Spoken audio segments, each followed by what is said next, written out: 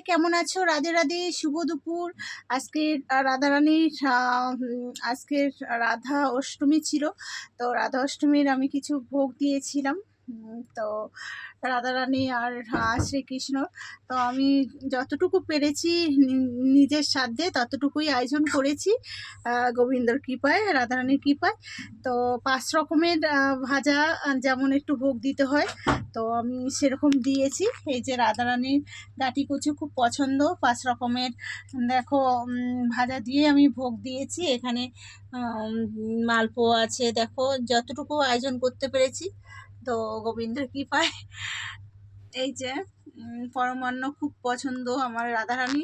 আর রাধারানীকে কেমন লাগছে একটু বলো, ঠিক আছে? আমার তো বিগ্রহ নেই, আমার তো এরকমই আছে, তো আমি সেরকমই দিয়েছি।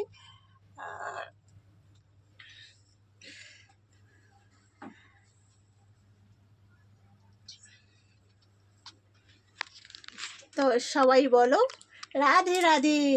কেমন হয়েছে আমার ভিডিওটা কিন্তু বলো তোমরা, ঠিক আছে? তো প্রচুর গরম সত্যি কথা। আর এখানটায় আমার এইটা একটু আমার মানে ঠাকুরঘরটা একটুখানি মানে শর্ট টাইপের, ঠিক আছে? তো এইখানটায় প্রচুর গরম লাগছে, মানে শাড়ি পরে তো গরমে আজকে প্রচুর গরম পড়েছে। আর সকলে খুব ভালো থেকো। আমার ভিডিওটা কেমন লাগলো তোমাদের কিন্তু বলো, ঠিক আছে? আর যতটুকু পেরেছি আয়োজন করতে ততটুকুই করেছি। তোমরা অনেকেই যারা যারা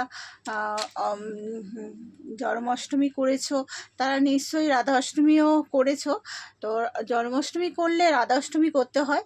তো যতটুকু পারো, যতটুকুই যার যা সম্বল করো। না হলে রাধা অষ্টমী না করলে কিন্তু জন্মাষ্টমীর কিন্তু ফল পাওয়া যায় না, ঠিক আছে? তোমরা যে রাধা জন্মাষ্টমী করেছো সেই ফলটা কিন্তু তোমরা পাবে না। রাধা অষ্টমী সবাই জানে এখন, তো এখন বিভিন্ন ভিডিও বেরিয়েছে, সকলেই জানে যে জন্মাষ্টমী করলে রাধা অষ্টমী করতে হয়। তো আমরা জন্মাষ্টমী করব, রাধাষ্টমী করব না, সেটা তো হয় না। তো কার কি মতামত এখানে কমেন্টে কিন্তু জানিও। সেটা আমার মনে হয় যে রাধা জন্মাষ্টমী করব, রাধাষ্টমী করব না, এটা আমি প্রতি বছরই করি।